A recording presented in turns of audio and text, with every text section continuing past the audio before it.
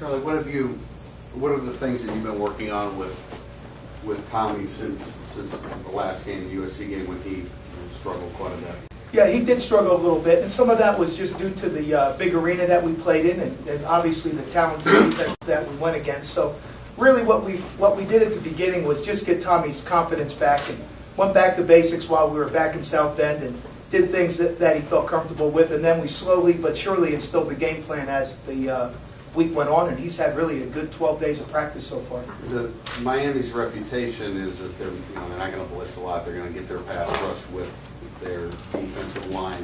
What are you anticipating? How much, after Miami saw film of the USC game, what are you anticipating they're going to try to do against Miami? Well, I wouldn't think that was dissimilar from what USC did. They got quite a bit of pressure just from their front four, and Miami's is every bit as good as USC's, if not better. So I would expect much of the same thing. And really what Tommy has to do is go through his reads and get the ball in and out of his hands as fast as he can to avoid heavy pressure, and also just be sure in his decisions. And I think that's where the quality reps in practice come in.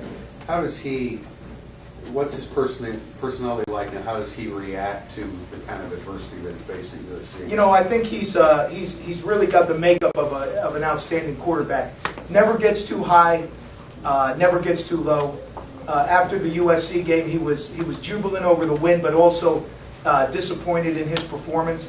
But generally, as we go through it, or day to day, if he has a good game or a good practice or not so good, he's pretty much the same. He's very even keeled, and I think that's a good trait for him.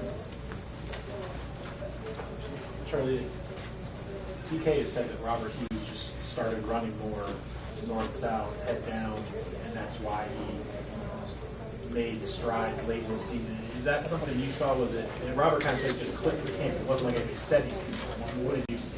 Well, I think Coach Kelly and I both had the same observation. Robert Hughes, initially, as we went through spring ball, summer camp, he ran like he was a 172-pounder, always looking for cuts and trying to outrun people around the corner, rather than lowering his pads and taking on tacklers and getting the tough yardage that way.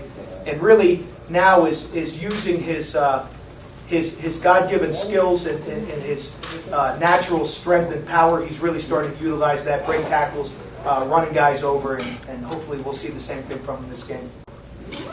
How much of a perfect storm is that to have him running well to take some of the pressure off the freshman quarterback? No question. It couldn't have happened at a better time to really get our running game cranked up. And not that Tommy can't carry the team on his back. We don't want to find out if he can. We would rather have our offense be balanced at this point, be able to run the football effectively and throw the ball, not when we have to, but when we want to take advantage of things we see from the defense. Charley, within the confines of your offense, can you make Tommy a better runner than he is? Or is that something you may be able to do in the future or not? But can you make him a better running threat to fit into this offense? You know, Tommy's had some options to run or pass the football, and because of the receiver selection guys being open, he's taken the option to throw the football. But Tommy can run the football, and he can run it effectively if we need him to do so. During summer camp, in fact, he snapped off a couple of long runs as we went through camp, and he can do it. And right now, he just feels very comfortable in the pocket, getting the ball out of his hands quickly. He's not looking to run the football like some other quarterbacks might. In your offense, does it help to have a quarterback who does look to run? I think that helps in every offense to have a quarterback that can run. So when things break down, now the quarterback can keep the play alive and look to extend the play and find a receiver down the field or be a real threat to tuck the ball and run. So, of course, but will Tommy all of a sudden become a running quarterback in the Sun Bowl? I don't think that he will. But again, he'll have some options where he can throw the ball or keep it and run. We'll see what happens. Coach, how does the absence of Duvall affect your guys' offense?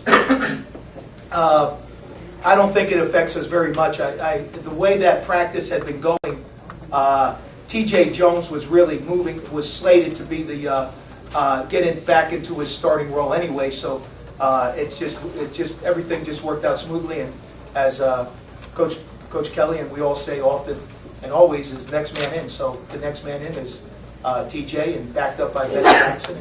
And we don't blink, we don't think twice. That's just the way it goes. Charley, who are two or three guys from Miami's defense that jumping out at you? Well, they really have two outstanding cornerbacks, and that number 1 and number 13. And I think number 1 is really about as good as anybody we have faced all year. Their Mike linebacker, number 44, is outstanding, and both their defensive ends, I would put them up in the same classification as Pitt's or USC's defensive ends. Just guys that are really, you really have to game plan and have to know where they are and do some things to take some of the pressure off the guys that are matched up against them. Can you use their aggressiveness or their desire to get upfield around the edge? Can you use that against them? Well, I think we'll do things like everybody else has tried. Some people more successfully than others. But the big thing that we do that other people don't do is, number 1, is we really do a lot of different things on offense, and we'll keep them off balance.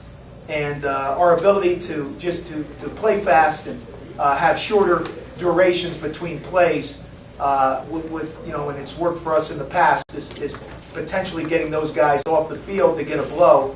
And usually the guy that goes in isn't quite as good as the star that's on the field. Good question. Like, has happened a couple different times during the course of the year where you see a team that has a real plan and personnels their positions accordingly. These two players, at least they're tangible. I don't know them personally, so I can't speak on how like they are, but their tangible traits seem very similar. So, as stated a couple weeks ago when I talked last, or the last time we got together,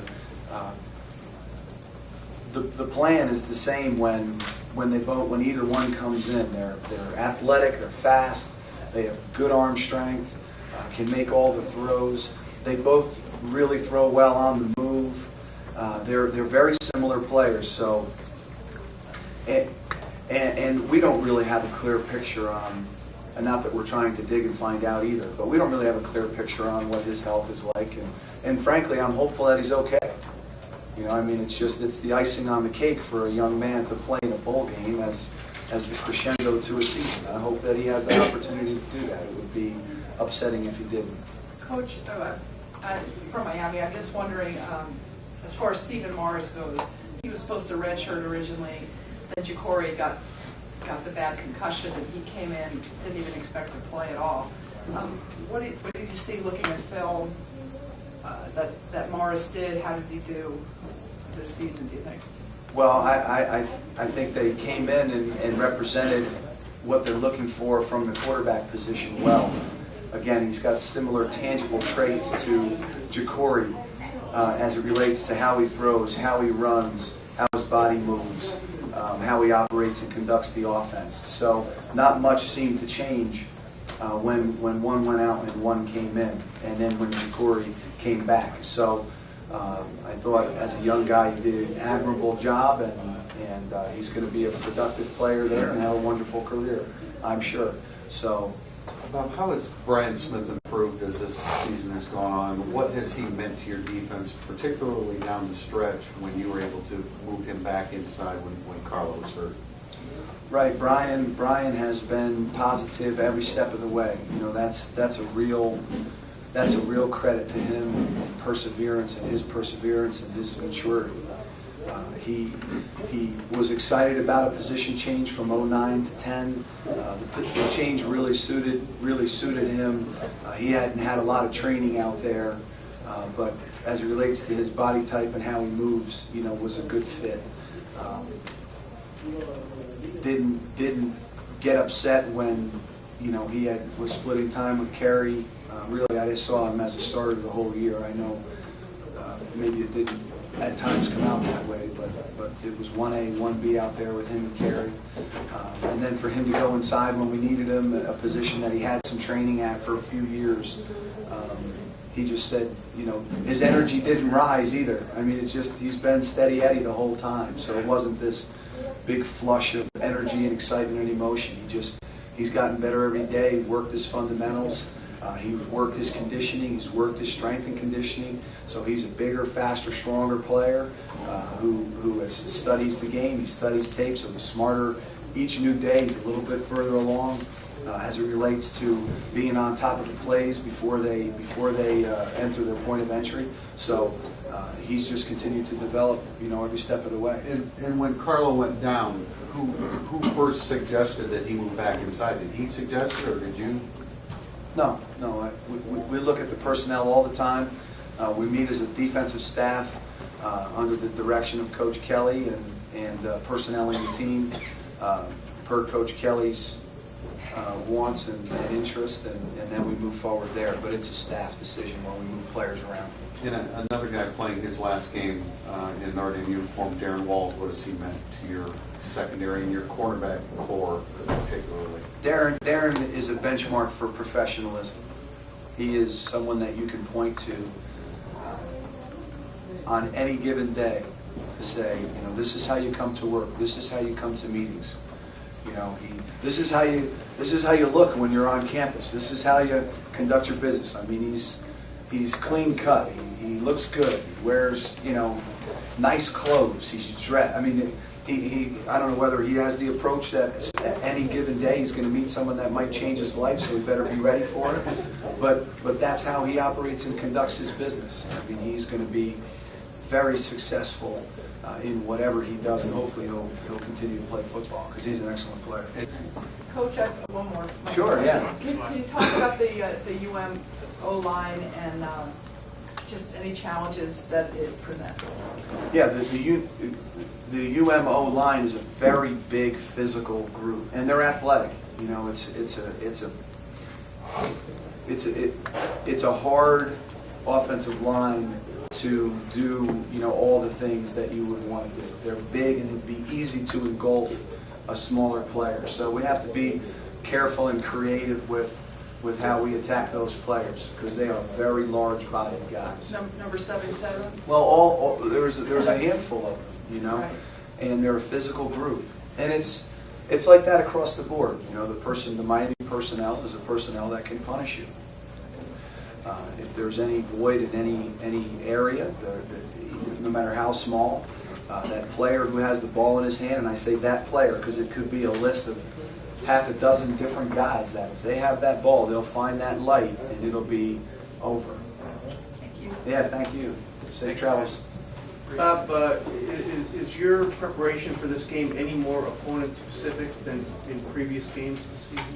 No, I would say no, but we've had more time, so that adds a little bit more conversation to some. It would theoretically add more tendencies and different things as it relates to painting the picture. If this, then that. If that, then this. But also with the different turnover there, not knowing exactly. It's another situation where we really don't know exactly what we're going to get.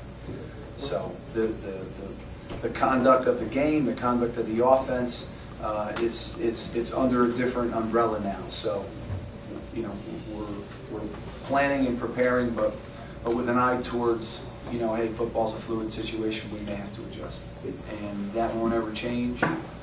That's our main focus. We believe that it is not. There's no perfect call. It's really not about. The old adage, it's not the X's and O's, it's the, Jimmy's and the Joes. And that's exactly right. If the players can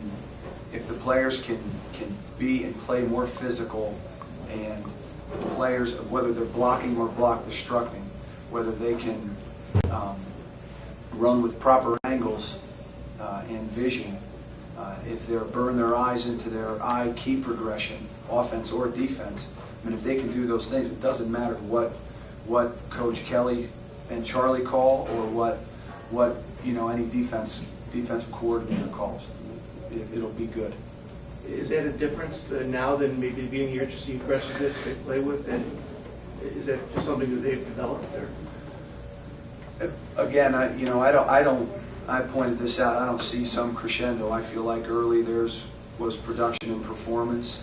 The players are continuing to improve. So if the players get stronger, the players their bodies get stronger, the players cardiovascularly get stronger. The players work diligently on their fundamentals. They'll improve in those categories. Stay consistent in key and eye progression, and the players will just continue to get better, and they have. you.